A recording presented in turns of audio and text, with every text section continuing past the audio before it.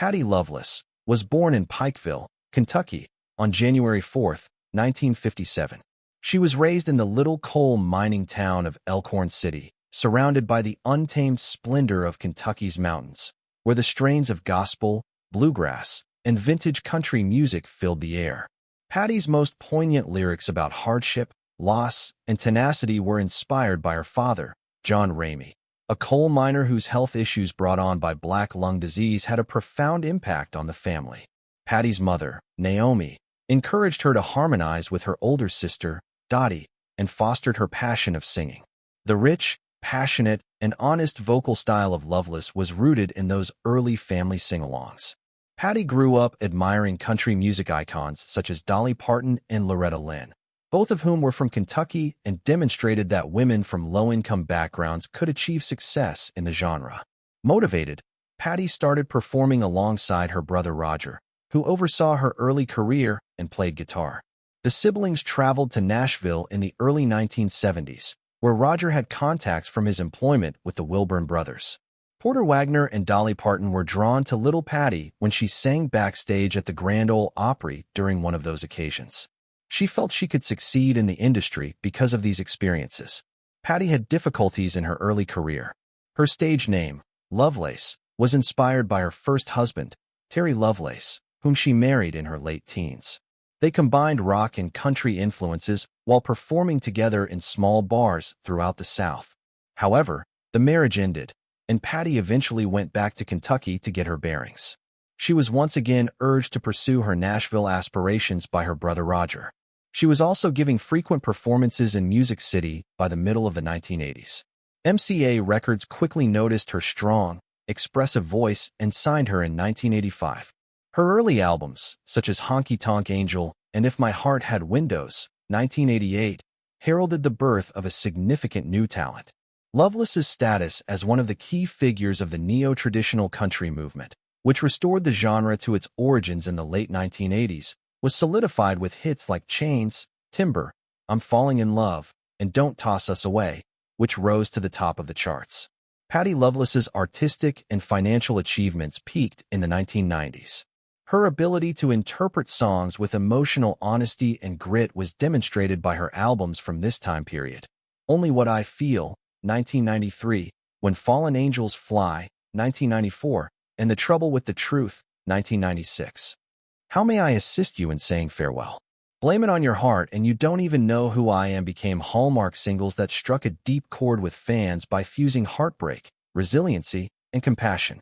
Her ability to fully inhabit a song, bringing the lyrics to life with her voice's deep force and agonizing tenderness, was commended by critics. Her work with Emory Gordy Jr., a producer and later husband, produced some of the decade's most emotionally complex and sonically rich country songs. They created a sound that appealed to both new fans and purists since it was both classic and modern. Loveless was more than just a chart success. She gained recognition as one of the most genuine storytellers in the category. Patty remained loyal to her roots, frequently returning to her Appalachian roots, in contrast to some of her peers who tended toward mainstream crossover. Her groundbreaking 2001 CD Mountain Soul, which combined country storytelling with bluegrass accompaniment, received high praise from critics. With songs that examined issues of faith, family, and the beauty of country life, it demonstrated her strong ties to her Kentucky roots. Loveless's 2009 follow-up, Mountain Soul 2, further showcased her command of the traditional sounds that had influenced her life. Her reputation as a link between bluegrass and country music was cemented by these CDs, which praised her for both innovating within the genre and keeping its essence. Patty Loveless has received numerous honors over her career, including several from the Academy of Country Music, ACM, and the Country Music Association, CMA. One of her proudest experiences was being admitted into the Grand Ole Opry in 1988, realizing a dream she had had since she was a young child. In spite of her celebrity, she has always maintained her modesty and groundedness, remaining true to her Kentucky roots and upholding her reputation for kindness and genuineness in a field that is sometimes associated with vanity. She is often praised by her fellow artists for her calm strength and charity. Loveless sings with the heart of the mountains in her voice, according to a statement made by her longtime partner Vince Gill. Many people who have had the honor of seeing her perform live agree with this statement. Patty progressively moved away from the limelight in her later years, preferring to concentrate on her family and inner serenity above chart success. She has, however, persisted in making sporadic appearances, reminding admirers of her timeless skill.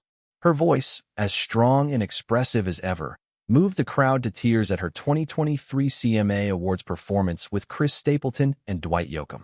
Everyone was reminded throughout her performance why she is still regarded as one of the greatest country music interpreters in history.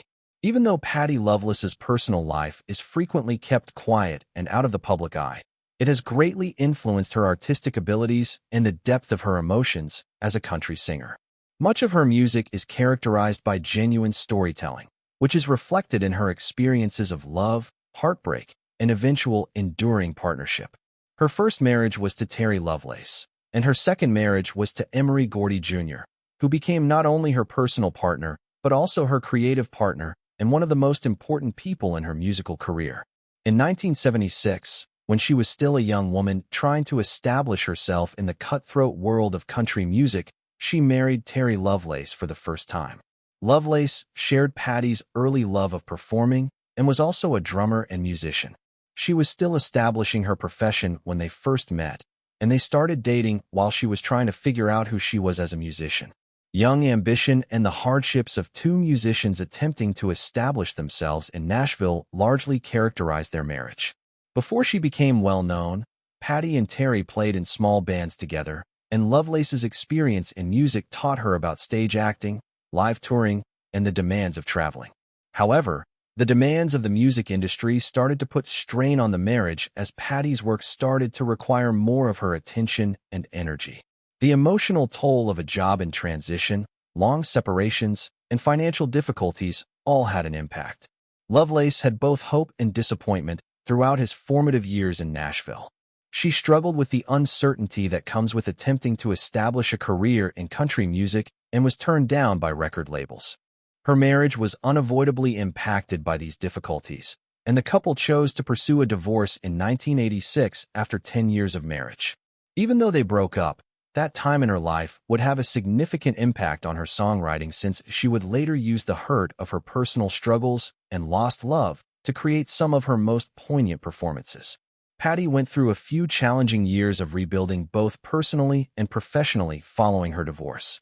However, she met Emory Gordy Jr., a talented musician, composer, and record producer whose contributions to country music were already well established. During this period of introspection and rejuvenation, Gordy had worked extensively in both session and production positions, playing bass for artists such as Emmylou Harris and Elvis Presley. It soon became evident that he and Patty had a strong emotional bond in addition to a musical chemistry when they started performing together professionally. Their collaboration was a success. Few people could relate to Patty's voice, storytelling abilities, and emotional range as well as Gordy did. Patty Loveless and Emory Gordy Jr. forged one of the most solid and long-lasting unions in country music in 1989. A new era of Loveless's artistic achievement and emotional tranquility began with their relationship.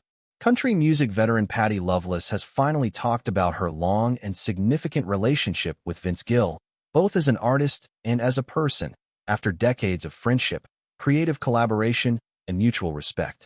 Loveless recently offered a unique, sincere look into what Gill has meant to her career and her life, despite the fact that they have always maintained a professional relationship based on mutual appreciation.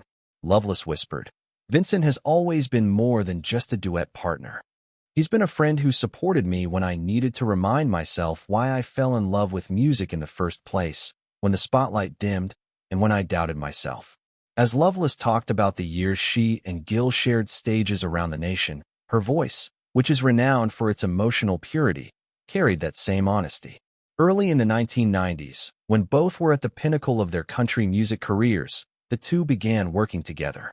They were hailed for their smooth harmonies and the unsaid synergy that made their performances feel almost spiritual, and their duets, like My Kind of Woman, My Kind of Man, quickly became classics.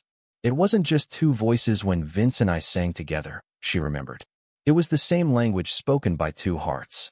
Something about it felt natural. Nothing had to be forced or planned.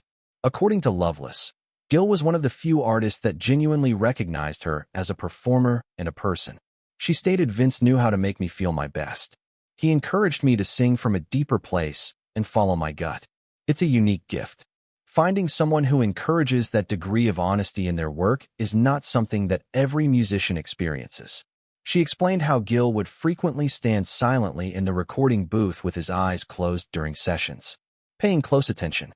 And then he would say something that hit you in the heart. He would advise Patty to just recount the story without overanalyzing it. And I would do just that. The two developed a close and long-lasting friendship over the years of their professional collaboration. One based not on rivalry, but on mutual respect and trust. Loveless acknowledged that the country music industry can be difficult, particularly for women, but that having Vince Gill as an ally made all the difference. "You meet a lot of people in this business who smile for the cameras, but vanish when things get tough," she remarked. That was never Vince's personality. He is kind, steady, and grounded. Vince was always there for my husband, Emery, and me at difficult moments, whether they were related to health issues, bereavement, or the challenges of aging in this field. He would give a call, check in, and give a supportive message. He is one of the few people who provides without anticipating anything in return. Loveless expressed sincere thanks when asked how their connection has held up over time, particularly given that both artists have recently pursued more subdued careers. "Both of us have witnessed significant changes in our lives, in country music and in ourselves. But I can always rely on Vince, regardless of how much the world changes. He still has the same kind heart and believes that a good song and a good heart can make a big difference." As she continued, her voice softened. "If it weren't for folks like him reminding me that music is about connection, not charts, and not celebrity, I doubt I would still be singing." Loveless, just love. She talked about her and Gill's moving rendition of "Go Rest High on That Mountain" at George Jones' 2013 burial, which brought the audience to tears. That day, the song, already one of Gill's best-loved compositions, took on additional significance. She clarified that the outcome of such performance was not intended. "I just did what I felt when Vince began to cry while singing. I grabbed for the harmony, and for some reason, the music got us both through. I will always remember that moment. It brought to mind the sacrosanct ability of music to soothe when words cannot."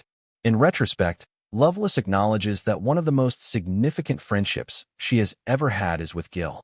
She stated plainly that he is his family, not by blood, but by kinship. "Together, we have experienced many highs and heartaches. The years of silence. Knowing that someone like Vince is on your side brings a certain calm." Loveless is quick to acknowledge the people who helped to build her career when she thinks back on her legacy, and Gill continues to be at the top of that list. "Vince is a fantastic musician, as the world knows, but I see something even more in him. A man who respects others with respect, never forgets his roots, and uses his talents to help others. For that, I will always be grateful." Following years of silence, Patty Loveless's remarks depict a true personal relationship that has withstood the shifting tides of time and celebrity, in addition to an artistic collaboration. And by finally speaking up, Loveless serves as a reminder to her listeners that the essence of country music lies not only in the lyrics, but also in the people who live them with dignity, modesty, and love.